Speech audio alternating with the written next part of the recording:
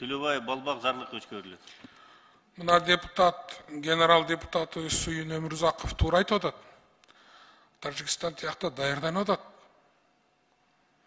Биз ошонун баарын билет болуш керек биздин коопсуздук органдары.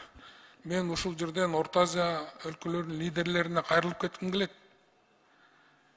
Тажикстан менен Кыргызстандын ортосунда чыккан от жалгыз гана бизде калбайт, бүткүл Орто Азияны өрттөйт. Өзбекстанда да өрттөйт, Казакстанда да өрттөйт, Түркменистанда да өрттөйт. Монголиядан Каспийге чейин Иран менен Турандын чегарасынын баарын өрттөйт. Жалгыз эле бизде калбайт ал. Ошон үчүн Орто Азиядагы стабилдүүлүк Тажикстан менен Кыргызстандан башталат. Эгер бизде согуш болсо, бизде тынч болбосо, анда Орто Азияда Казакстандагы, Өзбекстандагы, Түркменистандагы тынч калбайт. Баарыбыз күйөбүз.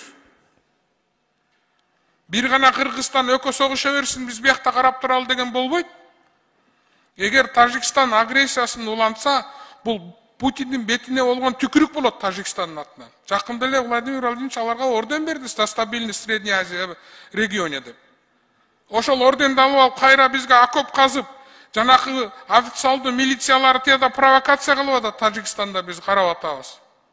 Ушунун баарын биз карашыбыз керек. Биз жалгызбыз, дагы эле жалгызбыз. Бирок баарын тууралап, иреттеп, ордуна коюшубуз керек. Муну мен кайрылуу катары айтып атам. Экинчиден Алмазбек Акынжанович. Баарыбыз айтып атабыз, Бишкек шаарына 1,5 миң, 2 миң автобус алып келебиз деп. Алып келе албайсыңар. Бишкек шаарына 1000 автобус, 1,5 миң автобус азыр кирсе, Бишкек шаары токтойт. Инфраструктура даяр эмес. Bir автобус 8 метрден 12 метрге чейин остановкага 5 автобус токтогондо, bir светофордон bir светофорго чейин бардыгы токтойт. Аны үчүн даярдык көрүш керек да. Мына мешни бюджеттен 1 миллиард сом бөлүнүптүр. 1,5 миллион доллар жеп коюп, генеральный прокуратура иш козгоп атат. Бул эмне деген коркпоштук, бул эмне деген кайтыгерлик. Бир жактан тытынып акча берип атабыз, бир жагынан жеп атышат. Шаардын кебетесин карагалачы, айтпай эле коеюн дедим элем. Кир, сасык. Бу иштейби, иштебейби шаардын бийлиги?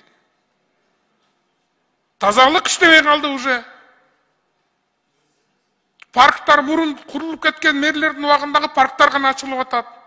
Газификация, смог боюнча эчтеке иш жок. Мурун калып, даярдалып келген программа, пландар бар, ошону уланта бербейби? Жаңы нерсе издебей.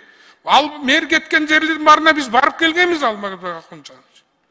Просто иштеш керек да эмес. Эми качанга чейин отура беребиз ары бери. Рахмат.